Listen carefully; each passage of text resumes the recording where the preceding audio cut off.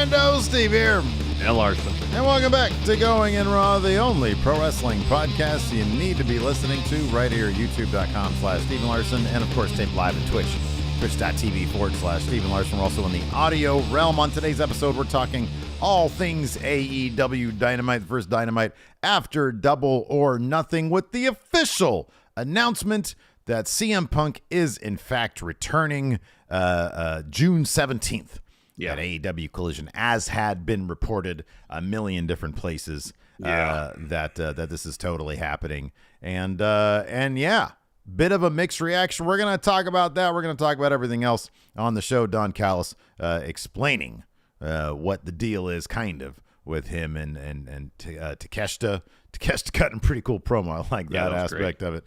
And a bunch of other stuff happening on Dynamite. But first up, man, let's talk about CM Punk. So if we must. About I don't know, half hour into the show, maybe 45 minutes or so, Tony Khan had his announcement that CM Punk is coming back. And the crowd was kind of Splitsville on it, man. Like there's one very boisterous guy doing the big thumbs up with the CM Punk shirt.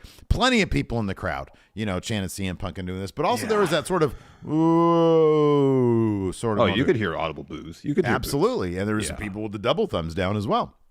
So sort of definitely a mixed reaction. So does this bode well for the return to CM Punk?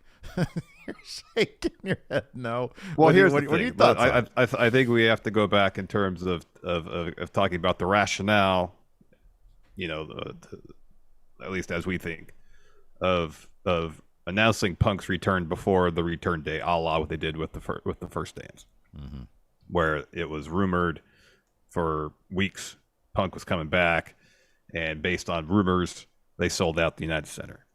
So given that ticket sales so far for the first run of Collision shows, including the one at Chicago, not great. I think Chicago is probably the best of the bunch. But there's several shows in Canada that, that's my understanding, that still have not sold great. So you need to get ticket sales up from that. This is going to be a real test to see if Phil is the draw, the plus delta still that Tony Khan thinks he is. Because if they, head up to Hamilton, Ontario, and the place is half empty with CM Punk on the being advertised for the show, that could be an issue.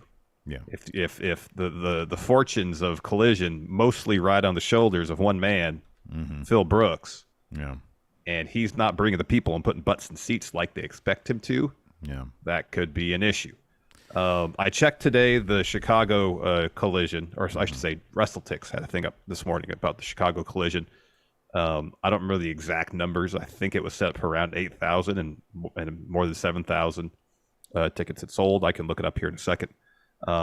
Chicago, people in Chicago are going to turn out for Punk, and he'll probably get a fairly warm reaction in Chicago. Elsewhere, the mixed reaction could be enormous. And if the idea is that they want to bring CM Punk back as a babyface, well, if he's getting mixed reactions everywhere but Chicago, either have to really get creative to get him over yet again as babyface Phil Brooks, or heck, just turn him heel. Everybody will boo then. Make him heel. He likes being a bad guy anyways. Problem solved. He can come out there and do a great "You People" promo. He's like, oh man, I'm justified running down this company like I did at the Brawl Out Scrum. Oh, he's not mentioning that. This place is being run into the ground. It is going to be fascinating what he's permitted to or not mention there in the show. Dude, sorry to interrupt. Please, I have an update courtesy of WrestleTix. Great follow on Twitter, by the way, if you're interested in all the wrestling ticket sales. So this is as of 31 minutes ago, currently set up for United Center for Punk's return. Set up currently 10,233 based on the Ticketmaster map available. And then so far, tickets sold 7,684. All right, so they're about three quarters of the way. About 2,500 short of capacity. Yeah. I don't know. I don't know what to expect. There's still over 2 weeks. There's 2 weeks, a little over 2 weeks left to go. I'm sure the first Collision will have they'll try to make it like a sort of, I don't know about necessarily pay-per-view level thing, but they're going to make it the biggest event they could possibly make. Yeah, they're going to pack it. Right.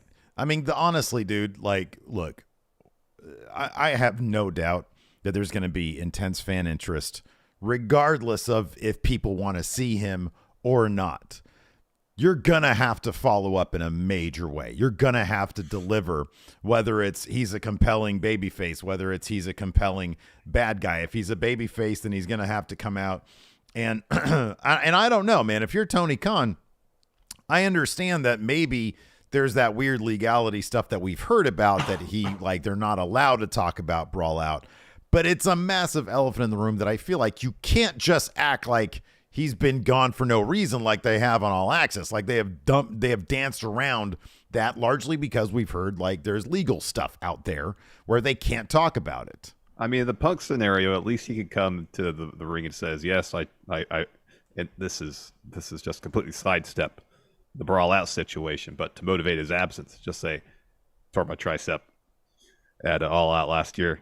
Finally healed. He can start flexing his triceps some a little bit. Look how jacked I am now. I'm huge. Yeah. I'm back. Dude, are you saying he comes back as a body guy? That'd be amazing. Yeah, have him come back as a body guy. He's like, "What's up, bros?" He has like some CM Punk pecs. Protein, protein powder. He's like, "Everybody, look under your seats, brother. Let me tell you something. You want to get jacked like the champ." Last time I gave you ice cream bars. Today you're getting pre-workout, creatine, protein powder, post-workout. Yeah. Y'all thought it's standing for Chicago made. It's creatine, man, punk. Here you go. Yeah, Chicago made protein. Yeah. Chicago made protein. That's perfect. Body guy punk. Because he is huge. Like in his Instagram video, you've seen he's huge. Yeah. So yeah, no, I mean, there's truth to it. He did. He got injured and he ended to go. I mean, I don't know. He might reference that like with a wink and a nudge. Like, yeah, I've been injured. But now I'm here to be Brawl Out with y'all. I don't know. Yeah. So I don't know, man. I mean, like I said, and I think you agree, it all depends on not week 1, week 2, week 3, week 8, because this is a shit time slot. It's Saturday nights. People would rather be at bars. But clearly Warner Brothers Discovery, they look at AEW and they're like, hey, we want more of this. So there's confidence there. Yeah, go ahead. So I started reading that Nitro book. Mm-hmm, yeah, sure. It's a great read. It is. Guy Evans Nitro, yeah. It's been sitting on my bookshelf for a while, and I finally picked it up the other day. Mm-hmm, yeah. While I was sitting around not doing much. One of the reasons seemingly that WCW stuck around under Turner was that it was relatively cheap to produce. Mm-hmm, yeah, cheap original content they can put up there, and I imagine that's still relatively the case. Oh yeah, absolutely. Where they could have inexpensive content relatively compared to like original movies or other.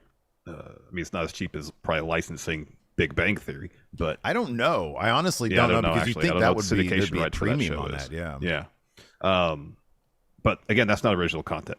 But relative to probably other things, original series, that kind of stuff, pro wrestling's relatively cheap to produce. And so it does 600,000. That might be better than whatever movie rerun or TV show rerun they would normally air Saturday nights at 8. Yeah, for sure. Yeah.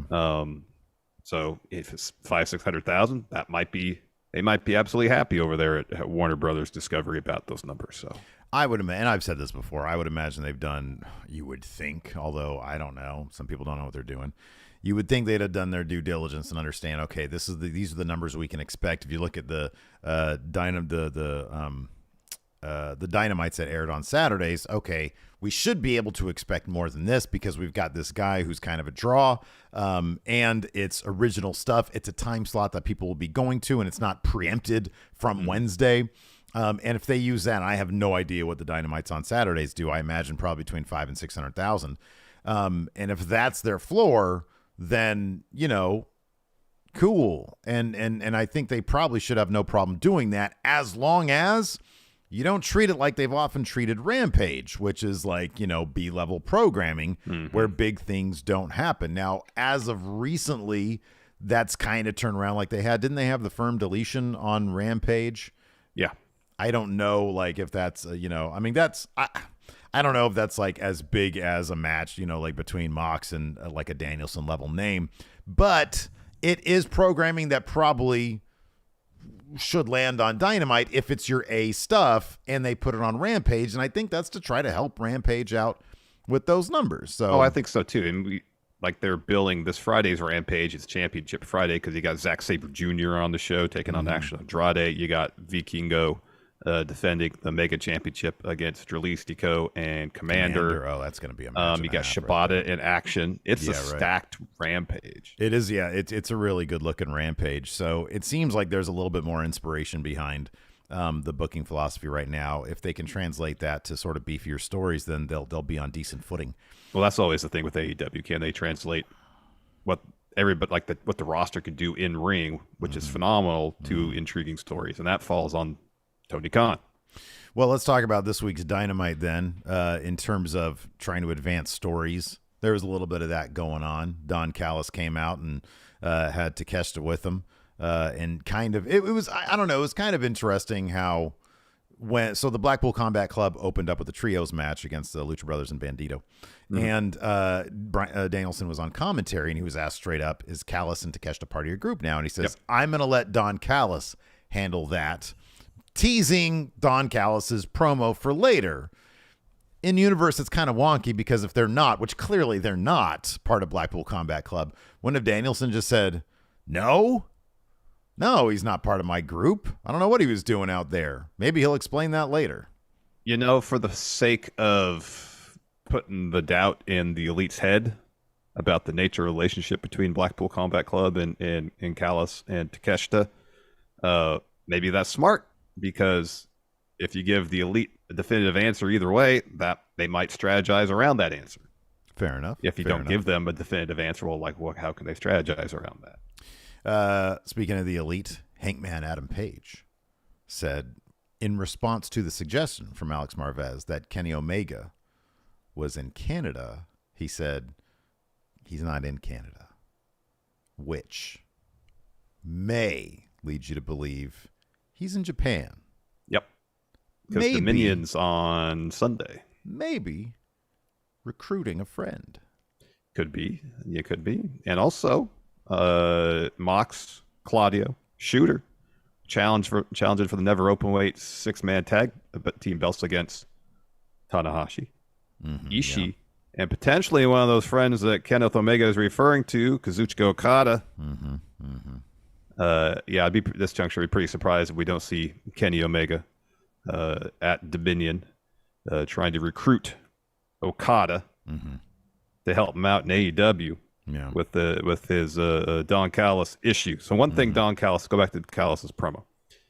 He says, "Kenny, you cost me my family. So now I'm building a new family." And he points to Takeshita to cut the Elite out of AEW. What are the possibilities, or what is the possibility that this family is not just going to be Callis and Takeshita? We could get, 3 more members, maybe more, to counter the full strength of the Elite. And if that's the case, who would it be? Yes, who would it be? Well, okay, given that Forbidden Door is coming up, do you think this is something specifically designed for Forbidden Door? I mean, New Japan and AEW do have a good relationship, so the idea that it could extend past then, I think, isn't a terrible one, but would you prefer it to be like AEW-specific people so that this is something that can stay within AEW in perpetuity? Yeah, I guess to a degree. But then So at Dominion, there's a match between Ospreay and, gosh, it escaped me who he's facing.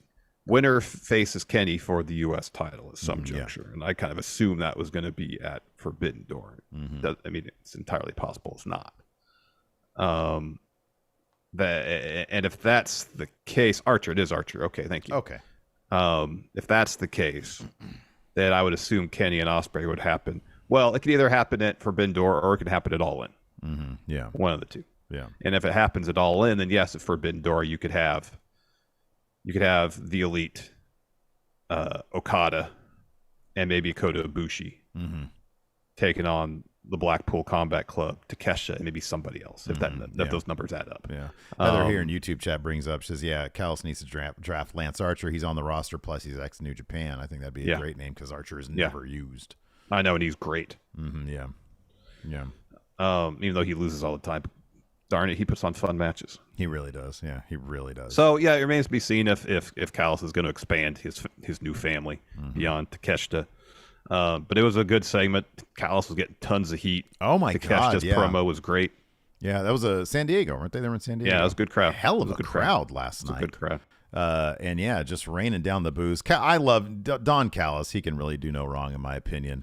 I think his character work is absolutely outstanding, and I really like his promos. I think it's good. And I think Takeshita, man, he sounded like a level boss, didn't he? You know? Yeah. I thought that was awesome. He had like bass in his voice. It was he carried himself like a bad guy. And a bad guy. This is one case where I'm so happy to be wrong, because originally when Takeshita came in for his first stint, he was just guy who puts on really, really good matches. And it's like, okay, well, can AEW develop him as a character that I give a damn about? Because that's what I care about. I want the characters, and then I'll care about their awesome wrestling, because he is a phenomenal wrestler. And I love that we're getting to that point where it's like, oh man, I want to see this guy. They also need to give him some big wins. They need to give him some wins against some people who matter a damn too. Yeah. But no, for this, I loved what I saw out of his promo. I thought it was really good. I thought it was confident. I thought it had that grit that we talk about that we like. Yeah, I thought that was really good stuff. It was. Let's mention this before we get to the breakdown of the show. We got a new number one contender for the International Championship, Swerve Strickland. He's set to face Orange Cassidy for that title on Wednesday after winning a really fun triple threat bout between himself, Big Bill, and Trent. So what are the odds? What odds do you give Swerve walking out of Dynamite next week as international champion? Oh, man, I'd love to give him amazing odds. I really would. I get the feeling that, I don't know, this isn't a big enough deal. It's not a feud. He just won a number one contendership. He had a really good showing against Orange Cassidy in the Battle Royal. And I'd love to say, oh, that was Orange Cassidy's last gasp in the Battle Royal, and so Swerve's going to take this title off him. I'll believe it when I see it. I would love to see it. I think that they can really do some awesome stuff with Swerve because he's got everything and more. So I'd love to see it. And if it happens, I'll be so happy. Orange Cassidy's kind of a big deal. And I just don't know that they're going to mess with that too much. I mean, if they had said, hey, this is a match that's going to take place June 17th on Collision, and you have a couple weeks to build it and to tell a story between these two, yeah, I'd buy in. I'd say, yeah, okay, this could be a big changing of the guard moment. But I don't know. I feel like this international title run for Orange Cassidy is pretty damn successful. And although I think they should take it off him to make it more interesting and put it on a great character like Swerve, I don't know that it's going to happen. Yeah, I'm kind of the same opinion. I'd love to see it. Swerve's awesome. He's got everything. He should He should already be a top guy. Yeah, one absolutely. of the 5 top guys in the company. Yeah. And if he were to win next week, maybe that's the thing that catapults him up there. But then you still got this unresolved feud with Keith Lee. Yeah. That is Keith Lee going to cost him the bout. Yeah. Big Bill didn't look too happy after losing. Is he going to interfere? There just seems to be a lot of potential ingredients for this to be a really overbooked thing that ends up with Swerve not winning. Yeah, I know. And I mean, it's pretty simple. All Swerve theoretically would need to do is bring his dudes in the affiliates with them and just have them surround the ring and just, have them stand guard because there are so many people after him. And he should be the kind of character who's one step ahead of everybody else or 2 steps ahead of everybody else. And ensure this win. I mean, they need to do something with him. I think he's a great character. I like the chemistry he's developing with the new Mogul affiliates. Yeah. And so yeah, I'd love to see it. But Orange Cassidy, clearly, he's a big deal. He's a ratings draw. People love him. His YouTube numbers are insane. So yeah, what they could do with Orange is if he drops the title next week, set him up for a feud with MJF. I don't think Cassidy needs the international title. I think that's an awesome idea, by the way. I think MJF and Orange Cassidy would be a phenomenal feud. I don't think he needs the international title. No. He doesn't need this thing, but I do like that they're telling the story that he's burning himself out. I think that's awesome. Yeah. Let's go back before. Let's go ahead and pay some bills. Then I want to ask you another question here. Sure. Okay, cool. So we're gonna take a quick break here, guys, because we're gonna talk about our sponsor, BetterHelp. You know, Larson. What's that, Steve? It can be pretty easy to get caught up in what everyone needs from you, whether it's work, family, or friends. You can spend so much time giving that you start feeling stretched too thin and burned out because you can't find the time to take a moment to think about what you need from yourself. Yeah, I've been there before. I was in my mid-20s, and I lost that balance. Was feeling pretty overwhelmed by life and started dealing with severe anxiety, and it got to the point where I realized I have to go to therapy. And it took me a few tries to find someone I felt comfortable talking to, but once I did, I learned the tools I needed to better cope with my anxiety. So if you're looking to bring some balance back to your life, therapy can help you learn the tools you need so you can keep supporting others without leaving yourself behind. If you're thinking about starting therapy, give BetterHelp a try.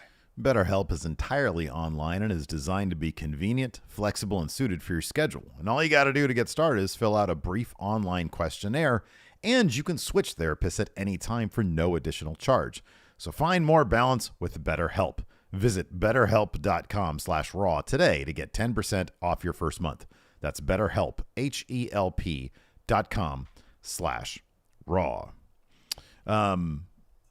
Let's say you're Tony Khan right now.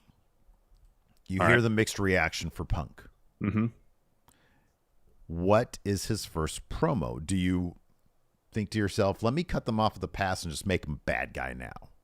Because that might be easier. What do you think would be easier? Converting the boos to cheers or converting the cheers to boos? Well, the latter is easier. This is what I would do if I were Tony Khan. In Chicago, you just do a pretty straightforward, don't lean heel or face, just pretty straightforward. I'm back, mission statement.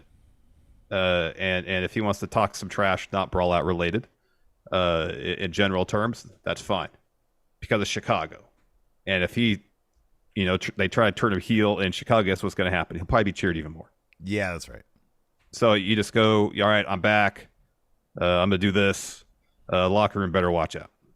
Punk will hopefully say it much more interesting and eloquently than that. The locker room better watch out. All right, isn't it going to be so interesting to see how he, come on, there's got to be a wink and a nod towards well, he could say the locker room better watch out. Yeah, right. Yeah. And then the following week after, or you build up to the moment where you have the full-fledged heel turn. Mm-hmm, yeah. You build up to that moment. In Regina. Do it in Regina. Sure. Do it in Hamilton in front of 800 people. I don't know. Ouch, so it's not ouch. It's not like you flip the switch 1 week after Chicago, he's a bad guy. Build up to that story. Build up to that moment where he's starting to showcase more heelish tendencies. And until maybe in Newark or Greensboro, the one they just announced where he's going to be there in August, bad guy. Yeah. All right. That's how I would do it. I see some people here in the chat saying Don Callis' faction could use Aussie Open. The only problem is how long is Mark Davis going to be out? Torn meniscus, 6-8 weeks maybe? I'm just guessing. Well, if the final thing is in August, if the big deal is in August, then I don't know. They can get around that, I guess. David Matushek here re-upped as a member for a month now. Says, if I seem to recall, FTR are DLC for Fight Forever, as is Keith Lee, The Bunny, Danhausen, and Hook. Even Matt Hardy's a pre-order bonus. Cool. Little aside about video games there. Did you see I think there's 2 iterations of Matt Hardy. Oh, okay. You get the delete Matt Hardy and then just Matt Hardy. Oh, okay. Right on. I think. Why'd they do Eddie Kingston like that? Does Tony Khan not like Eddie Kingston? Well, everybody in the game looks fine, and then you see Eddie Kingston. It's like, what? Well, you're referring to the original render him that was released, or the updated one? I don't know. Whatever I just sent you today, whatever that one is. Oh, I don't know. I don't know. The updated one looks better than the original one. Oh, does it? Okay. Yeah. Right on. That's cool. Yeah. Yeah. I'm looking forward to getting my hands. I saw some stuff today. It looked kind of fun. The skateboarding stuff. Yeah. People just sort of flying up in the air and hovering there for a second. Yeah, you kind of like graze off someone, you get some I'll serious be honest, air. man. If this is the GOAT simulator of wrestling games, I'd be all about that. Hell yeah. Right? GOAT Simulator was a lot of fun. I'm about that, yeah. Bama plays that shit. She loves GOAT Simulator. That's a fun game. Yeah, anyways, it kicked off with the Blackpool Combat Club versus the Lucha Bros and Bandito. Of course, Blackpool Combat Club trying to get a win of sorts back because the Lucha Bros pinned Wheeler Yuta last week. In this case, Wheeler Yuta got the win on over Bandito after a bunch of elbows, and then a seatbelt for the win. That cool pinning thing. Yeah, he hit a knee plus. It was Danielson's. Danielson was on commentary, and he was every example of where, in terms of storyline, where Wheeler needed to improve following the loss last week. Danielson was quick to point it out, and Yuta actually did the knee plus, the running knee thing that Danielson does all the time. So yeah, it's a good little spot for Wheeler to be, Danielson's on camera and probably off camera protege. Yeah. Definitely. After that, we had an elite interview, and Matt Jackson's backstage getting his foot wrapped up. I would assume the one that was full of thumbtacks at the end of Double or Nothing. And he says, a long time ago, I told this man, referring to Hangman Page, that you bring out the good in us, and I think it's safe to say the Blackpool Combat Club brings out the worst in us. Never thought I'd try to melt the face of another man with an explosive sneaker, and yet here we are. And then Nick says, as Hangman said last week, we are the heart, we are the soul of this place. Not one setback is going to keep us down. And then Hangman says, we're still standing, still breathing, and still swinging.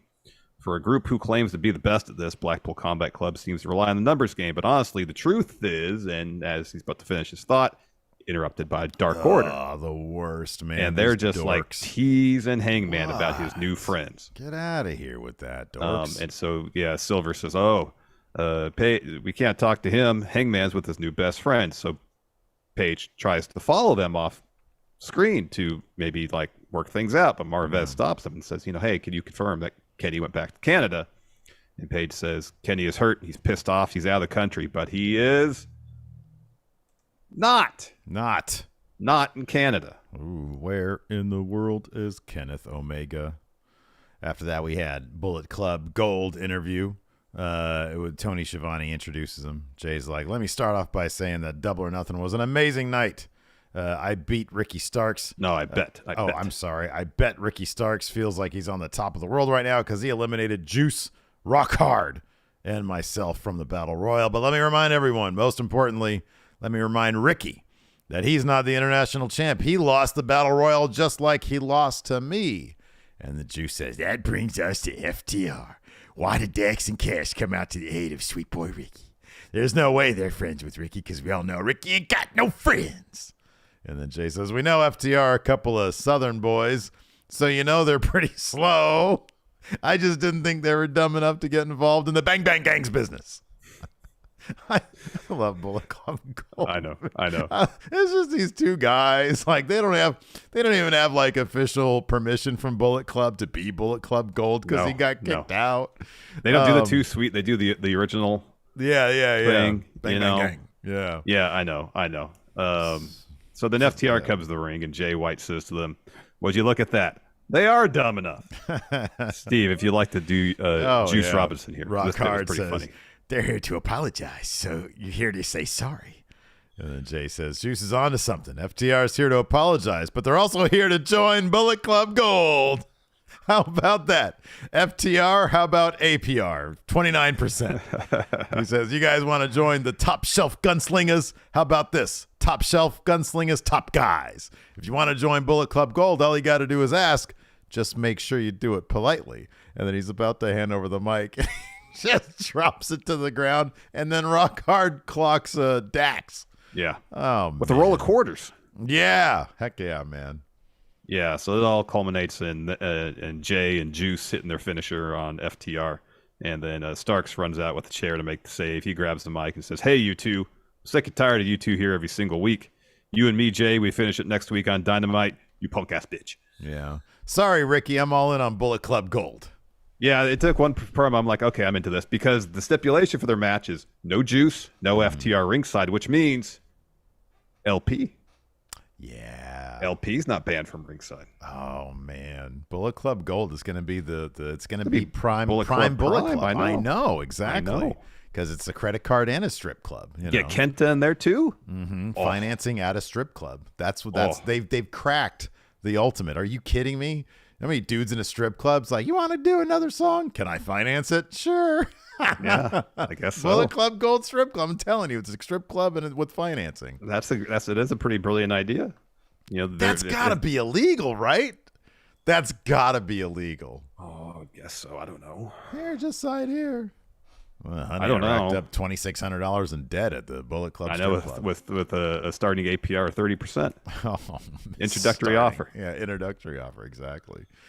After that, so Tony Khan, we have our big announcement, and he's very happy with himself. He says, start June 17th, AEW Collision, Saturday Night Collision, and it will feature the return of CM Punk.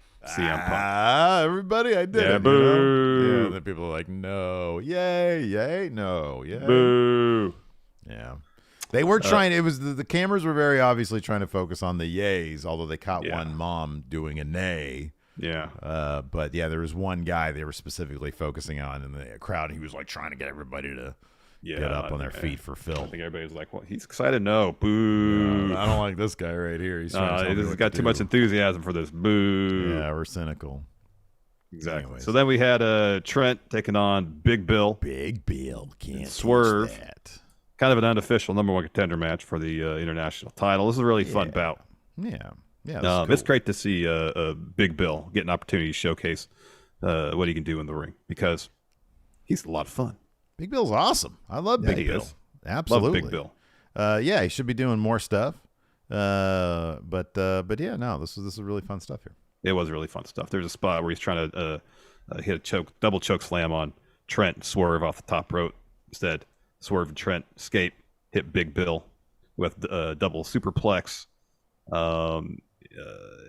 Down towards the end, Big Bill choke slams Trent off the apron back into the ring. Mm-hmm. Swerve then goes to the top rope, hits Big Bill with a stomp off the top onto the apron, and then gets back in the ring, rolls up Trent to get the win.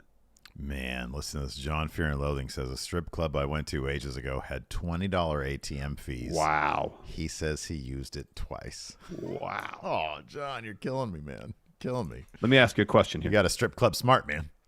Let me ask you a question. Yeah. When you're in a position where you have to take money out from an ATM and there's withdrawal fees, do you find that you take out more than you normally would if the fee is higher? Yeah, I do. Yeah. Okay. Because it's like it's like the difference between like a 10% fee, like a 20% fee or a 10% fee. Yeah, exactly. Yeah, it makes sense mathematically, doesn't it? Mathematically, it makes sense. It's a value proposition. Exactly.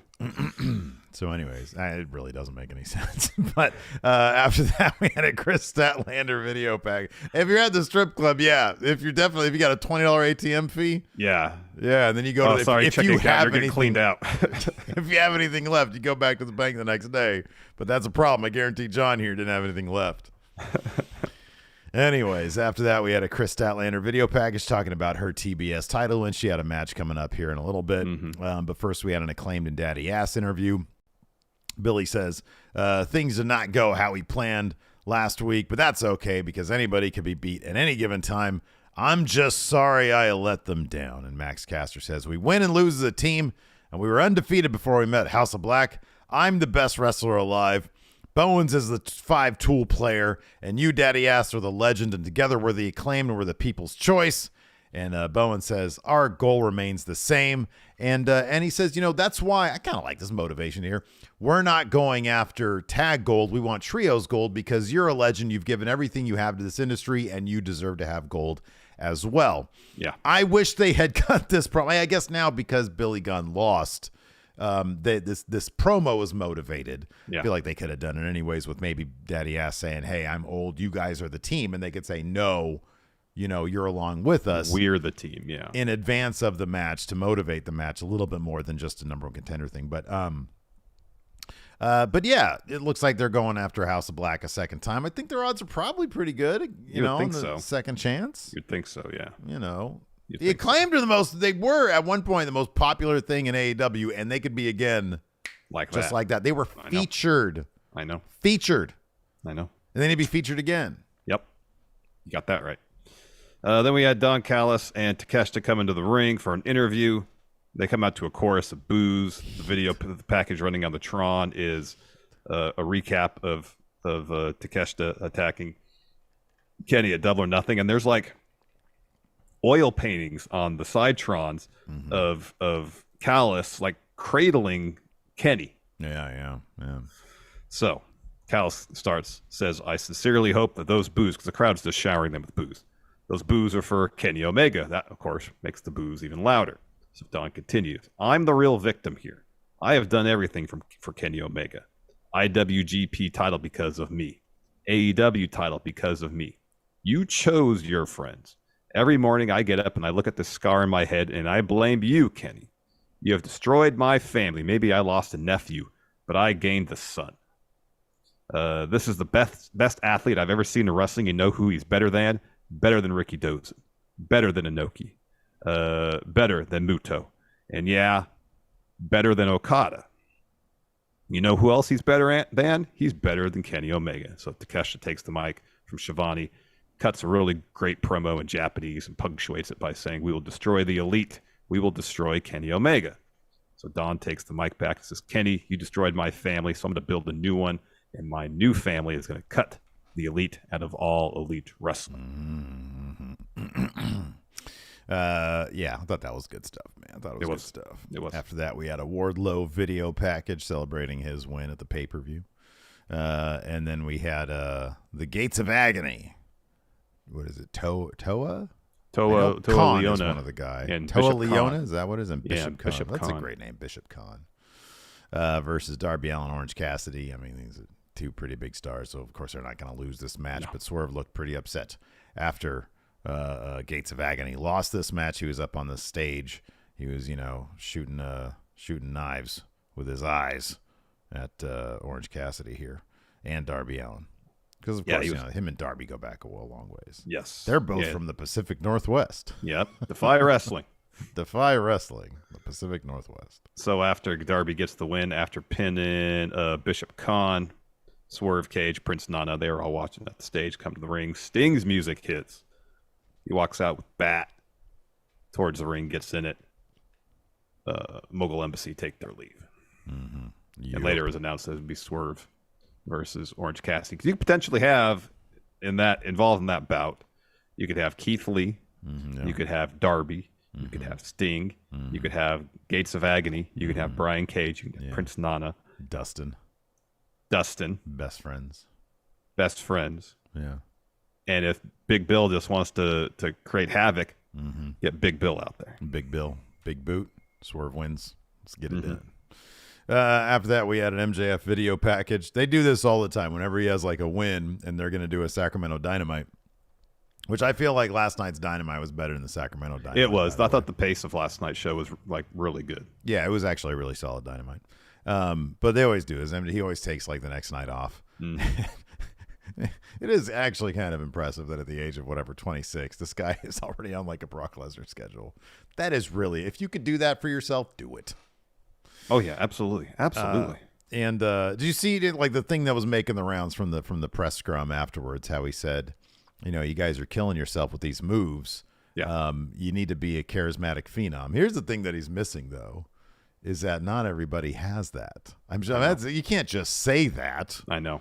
It's like not everybody, because I'm sorry, but he's got that translating camera charisma that he looks in the camera and it's really difficult to look away. They don't always maximize the potential of like, what he could be doing in stories, although he has been a part of really good stories. But when he cuts a promo, it's there. Yeah. Not everybody can say that. And in fact, very few people have that. Yep. So have you written a Yelp review? In your life? I've never written a Yelp review in my life. What about like a Google review? No. I generally speaking don't do written reviews for anything. I have, because like sometimes small businesses will like ask. They're like, hey, can you write us a review? It really helps. Like if I ever have work done on the house or whatever, like the roofers who came and fixed the leak, I wrote them a nice review. Oh, that's nice. If it's a small business, I'm going to do it for like a McDonald's. No, of course not. For a Burger King, maybe. Another solid long boy. Another missing red bun. Well, no, that we should have maybe. This place, screwed us out of the red bun. Mm-hmm. Oh, boy. Oh, that'd have been a scathing Yelp review. Oh, yeah, absolutely. Absolutely. Yeah. I just didn't realize, is it traditionally known as weird if somebody writes a Yelp review? Like I'm not familiar with that sentiment, no. White Brownie says he's written one for Taco Bell. No. Kaufman says, don't lie, Steve. You leave Yelp reviews on every Arby's you go to. I wish I had the ability, intestinal wise, to go to Arby's all the time. Yeah. It's also really expensive. It is. Fast food is really expensive these days. It is. It really is. Everything's expensive. And it's I get inflation, but they're not going to lower those prices. No, they're not. No, we're just stuck with them. Yeah, they are. Yeah. They are. So after that MJF video package, we get a Hook interview, or so we thought. So Shivani seemed surprised that Hook was coming out for this interview. Hook makes his way out. He's instantly interrupted by LFI. Jose says, I apologize for the interruption, but it's the only way that we get TV time. He says Dralistico and Preston Vance are two studs that don't get enough TV time, and Roosh is too dangerous for TV. That's true, man. He says, right now, we're going to take this opportunity. And then Dralistico and Vance attack Hook. Jungle Boy comes to the ring with the chair to make the save, blast Dralistico and Vance with it, chases Jose back into the ring where Hook hits him with an exploder suplex, and then Jungle Boy slides into the ring. And I was really hoping Jungle Boy did blast Hook with Me too. Let's get some story progression here with Jungle Boy rather than just being friends again. Wearing all black too. Mm-hmm. Wearing traditional heel garb. Mm-hmm. Blast Hook. Have Jungle Boy take that FTW title. They got to do something with Hook because all the reactions he was getting, everybody's just like, yay, Hook now. Oh yeah, I know, because they haven't done shit with him. Yeah, because they don't do anything with him. You know why? It's because everybody knows that FTW title. It ain't leaving the Taz household. Nope. They had it on Starks. He was best friends with Taz because he was part of Team Taz. Mm-hmm. And then, I guess Cage had it first. And then, okay, well, we know it's not going to leave that household. No. I'm sure Hook doesn't actually live with Taz, but you know what I mean. Yeah, the family. Mm-hmm. Yeah, the family. Exactly. They're not going to put it on some rando. No. Anyways. No. After that, we had an Outcast interview. Tony Storm's like, look at me. I'm having a great time. I have the title. I have the world's best friends. I couldn't be better. People are telling me I'm just lucky, but no, luck had nothing to do with it. I've been wrestling since I was 13 years old. That's more than half my life. I've been all over the world doing everything I needed to do to get to this point. You look around a locker room and there's no one who can carry my bags. And then Ruby says, Tony, no one can touch your work ethic. You're gracing AEW fans with your presence this week's House Rules shows. And Storm says, I'm going to be defending this title because that's what a fighting champion does. And then Saraya says, you're such a humble champ, but there's no one good enough at House Rules. And then Storm says, the only lucky people here are the AEW fans. Heel Tony Storm's so much fun. I know. She's a lot more interesting than face Tony Storm, who is just usually kind of boring. Yeah. Mm-hmm. Yep. So after that, we had Nyla Rose challenging Chris Statlander for the TBS Championship. Taya Valkyrie backstage. Mm-hmm. Still wants that TBS title. Mm-hmm. Too bad you lost. Yeah, I don't see Statlander losing anytime soon. This is a fun bout. Ultimately, though, Statlander hits a jawbreaker 450 to get the win. Mm-hmm. Solid bout. Chris Statlander is a really good wrestler. So, where's Nyla Rose been all this time? Not on television, unfortunately, yeah, because Nyla Rose is wildly entertaining. Why is it as soon as Jade loses the title, they actually treat this like a division? That's a good question, and I was going to bring that up as well. Yeah. I know. Anyways, moving on. Adam Cole versus Chris Jericho had a recap package from that stinker of a match at the pay-per-view. But then we had a pretty fun mixed tag match. This match was way better than the pay-per-view match. It really was. This should have been the pay-per-view match, to be know. honest with you, because this was a lot of fun. Britt Baker and Adam Cole. Man, you know how Tony Khan will, and I say this because it's a good idea. Tony Khan, traditionally, especially in the first couple years of AEW, he would take things that WWE dropped the ball with, and he would do them, but he would make them kind of cool. Like, it's fine. That's a good idea. I like that. It's a compliment. Yeah. One thing that WWE did incredibly well was the mixed match challenge. Yeah.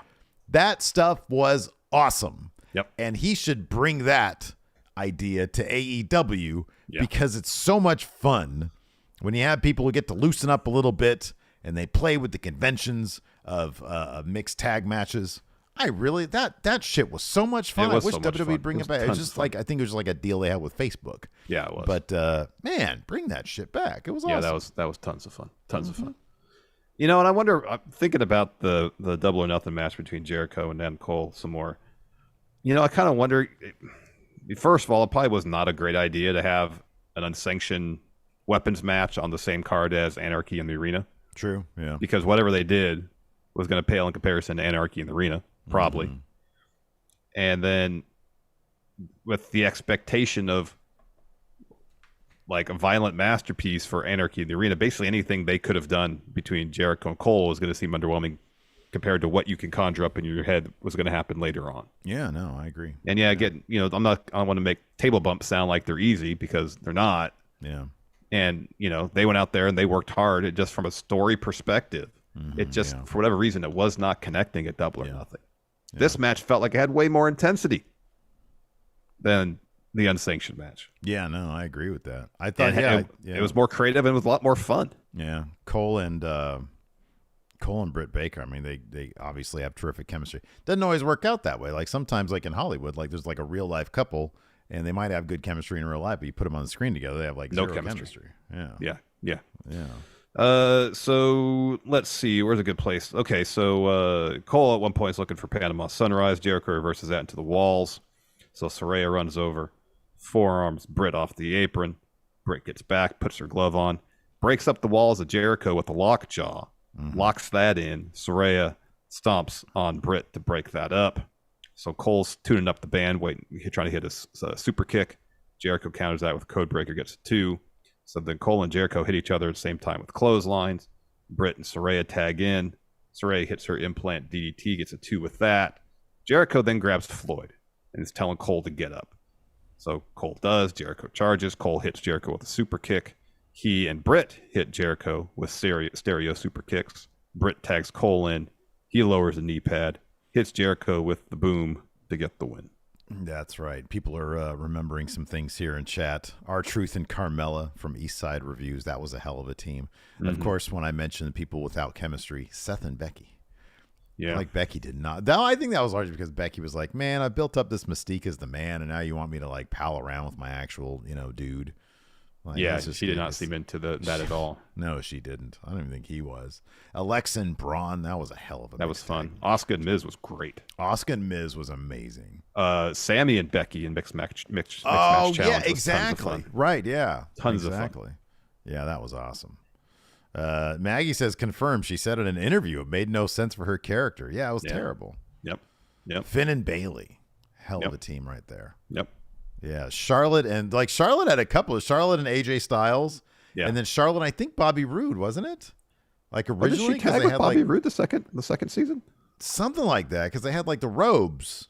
Yeah, that makes sense. Like they were trading robes or something like that. I kind of vaguely remember that. Kind of remember that too. Yeah. Charlotte and Maggie says Charlotte and Jeff Hardy, Jeff Jarrett. That would be a team. So Maggie says AJ and Bobby, and then one of them got hurt, and Jeff did a replacement for a week. Jeff Hardy? Yeah, it must have been Jeff Hardy. Yeah. Oh, okay. Who is this Jeff? Get us Jeff. Oh man. Anyways, Jimmy and Naomi. That's right. Yeah, that's good stuff. John Hosey says, okay, I got to go to a meeting. Y'all friendos have a good rest of the show. All right, John Hosey. Maybe Later, do John the thing Hosey. where you put some you draw some eyeballs on like your eyelids. What Jeff Hardy does. Take a snooze. Or Jeff does. Yeah. He's just Jeff from now on. He's just Jeff. Maggie is determined. He is just Jeff. Jeff. Yeah. Solely first name basis with Jeff. Speaking of Jeffrey Nguyen here, this has a super chat, says best review. This is the most phoned in podcast around. Yeah, right. That was one of our audio reviews. By the way, it does help us as a new podcast. If you are listening to this in the audio realm, to give us a rating, review, or comment. And then, yes, like Larson was just showing off here in the YouTube, hit that thumbs up button, hit that subscribe button. It goes a long way towards helping. Going in raw. Let me tell you something, brother. Also, hey, you want to meet the stars of the new podcast Going in Raw and Friendo Club Wrestling YouTube channel? We'll be there this Saturday night in Sacramento. That's right, at the Action Coast Arena, the Vida del Oro Foundation here in Sacramento for Action Coast Wrestling. It's a night of graps. That's right. You can check out the tickets. You can get the tickets at Eventbrite. Just go to Eventbrite and type in ACW. So anybody in Northern California or Southern California or Nevada. Southern Oregon. Hawaii. Right, exactly. Yeah. Hawaii. Come on out. Come on out. Should be a lot of fun. It should be. We got another super chat here from Scott. Scott says, Toronto Collision tickets start at $110. Too steep? Yeah. If upper deck tickets are $110, that's a bit much. Yeah, upper deck for 110, anything isn't. Yeah. Who would you see 25 from the upper deck? Who would you be cool, like $110 in the upper deck? Who would you be cool seeing? Like Macho Man, you know. I was thinking more like musical acts. Oh. I don't know. I don't know if I've ever paid $110 to go to a concert before. I don't know if, for one ticket. I don't know if I've ever paid that much to go to a concert. Really? I don't think so. I think I paid that much. Me and Lacey went to go see the Eagles. Oh yeah, yeah. You know, you got to pay. They charge a premium. Yeah, they were fine. They were good. I like the Eagles. All right. They're fine. They're that sort of like, you know, boomer band like Fleetwood Mac that I'm like, I think I'd draw the line at Fleetwood Mac. The Eagles, yeah, I'm cool with them. I think Lacey really wanted to go see the Eagles. So I'm not throwing her under the bus. I'm not saying, oh, she's lame. Yeah. But, you know, I'm glad I went. I'm glad we went. Yeah. You know, It was a like, good time. like as I get older, I've learned to appreciate the Eagles like album cuts more. I think that's like in the DNA of like Americans is like when you get older, you start to appreciate the Eagles more. Like that's Maybe. like an old person thing. Because like obviously I've heard Hotel California probably like 10,000 times in my life. Oh, just a trillion times. Yeah. A ton. And like Life in the Fast Lane, all their hits, all their radio songs. Well, yeah, that was the thing though. Like, you know, you're sitting there for 2 hours or whatever it is. Yeah. And every song, you know. Yeah. Like they do have a wealth of just, you know, knowable songs. They do. Do they play any deep cuts though? Songs that you're like, I'm not sure I know what this one is. I'm almost positive I knew every single one. Oh, wow. And I'm not an aficionado, man. I'm not like loading up. You know, I load up the greatest hits. Yeah. I'm not trying to get, you know, what other songs are on Hotel California? You know? Oh, they did play like The Last Resort or any songs like that. See, that sounds familiar though. Yeah. How does it go? Can you sing it for me? No. Damn it. They do One of These Nights. That may be my favorite Eagles song. It is a great song. Of course, yeah, absolutely Yeah, it did. good. One of these nights. Yeah, What a that's great a great song. one. What a That's great song. one. Yeah. And it sounds like nothing else in their catalog for the most part. What a good song. Yeah, no, man. I had a good. I guess it was a good one. Not gonna say that was the worst concert I've been to. All right. Want to answer some questions? Yeah, sure. I do talk about the Eagles more. I do appreciate this one last note on the Eagles. All right. My favorite part, probably out of just a bunch of great moments in The Big Lebowski, which is like a classic. Yeah. Is I fucking hate the Eagles, man. Yeah. And the guy kicks him out of the cab. Yep. Can you turn off the Eagles, man? I fucking hate them. Come on, man. Get the fuck out of my cab. He pulls over and kicks him out. What a great movie. Oh, that is great. The Yellow Flash here asks, what's next for the Elite? Do you see the Dark Order turning on Hangman? Maybe, because then there would be some character development there. Hangman should dispatch those guys just 1-on-5 or however many there are left. Wow. Take them all out.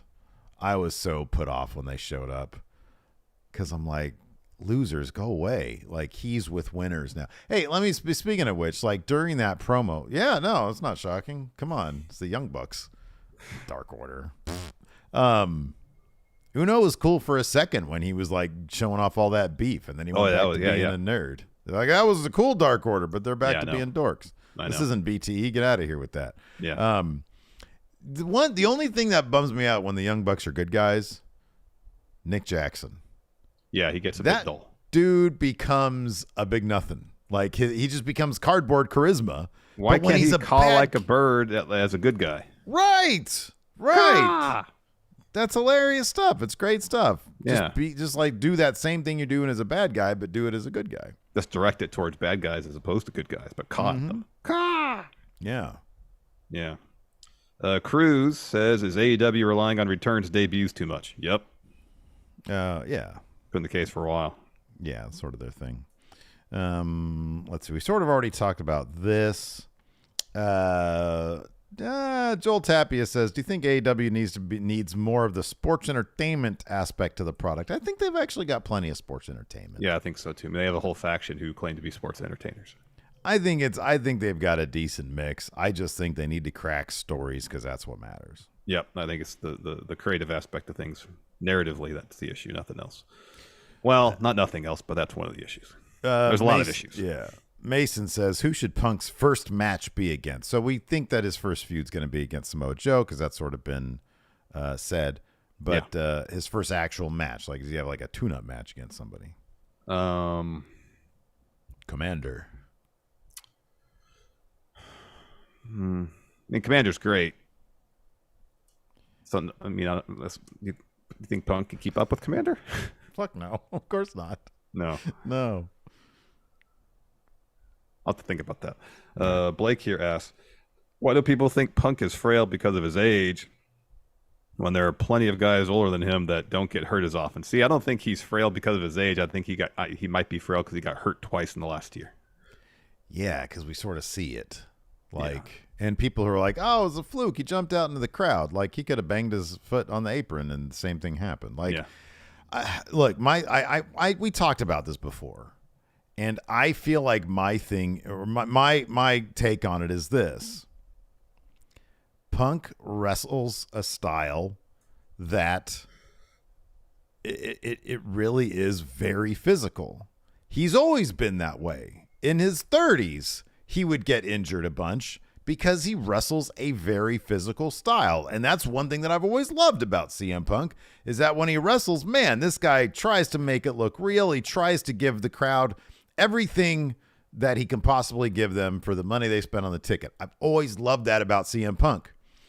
That also seems to be the kind of thing that can bite you in the ass as you get older and your body just can't handle that style of wrestling. And I don't know that he's the type of personality who can change or would even think that that would be an issue. So, yeah, he came back. His second match back, or his first full match back, he got injured. He was on the shelf for 9 months because of it. So I don't know. Like, dude, I hope I'm wrong. I do never want to see anybody get injured. And, you know, I think his presence in AEW, you know, for us, for everybody, is a positive. Well, maybe not for the elite, but for us anyways, and for people who like seeing him back, it's a positive. You know, I want to see him come back. It's just when I see the guy, I'm like, man, I don't know if this is going to last. I try to be real about things. Chris Stanton here asks, what are the chances that Dom is Seth's first title feud? I would love it. I think it'd be great. I think it's going to happen. Awesome. No, I don't know if it's going to happen, but we'll see. Awesome. G Bro says, hey friends, do they read super chats here? Yeah, we read super chats. We just did. Zach Sparks here asks, when Callis compared Takeshita to Okada, the camera panned up slightly to show the Forbidden Door sign. Are there any other matches you hope they allude to? Orange Cassidy versus Yano. Great. That's what I want to see. I shouldn't make Orange Cassidy versus. Does Shingo still have the KOPW title? I would assume so. Orange Cassidy challenging for that title. That's good. I think that'd be great. Speaking of matches for Forbidden Door, Mayor Plenty Houston asked, when are they going to start setting up matches for Forbidden Door?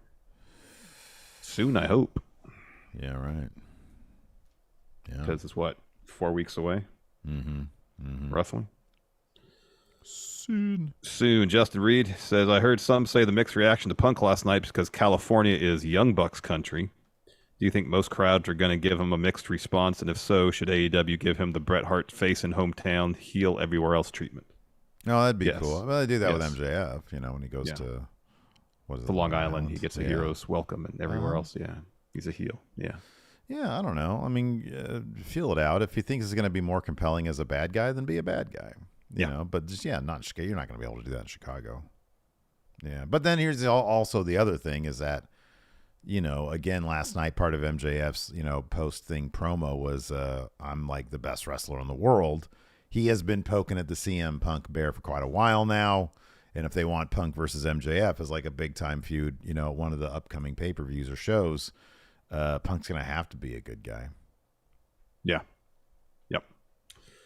Clown here asks, as I was at the show last night, sent a picture to Steve of a guy who bought a floor seat for 4 hours sat with the light shining right in his face. Under those conditions, if a show is not a sellout, don't you think you should be allowed to switch to a seat of equal or lesser value? I would expect that if you go to security or someone that runs operations at a particular venue and say, hey, this is shining directly in my face, can that be changed or can I get a different seat? Mm-hmm. Yeah. If they value customer service, they will address your concerns. Mm-hmm. Yeah. Boy, that poor son of a bitch. I'd be miserable. I'd be just miserable. Yeah. Light in my face the whole time. Horrible. Bring sunglasses to the show. Yeah, no kidding. Anyways, any other good questions over there? That's all the questions. That's all of them. I'm out of them. Every single one. Well, everybody, hopefully you guys have a good rest of your Thursday. We appreciate it. I'm trying to think, did we miss anything? We might do something tonight. Exactly what it is, don't know.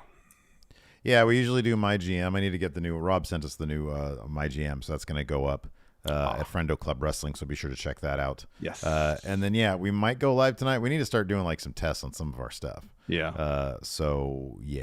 Might do that. We might just be around just to chit-chat for a little bit. We'll see. Yeah, we'll do the chit-chat with Steven Larson. There you go. Yeah, we'll do some like Action Coast wrestling predictions. How about that? There we go. Good. There you go. Anyways, till next time, we'll talk to you guys later. Goodbye.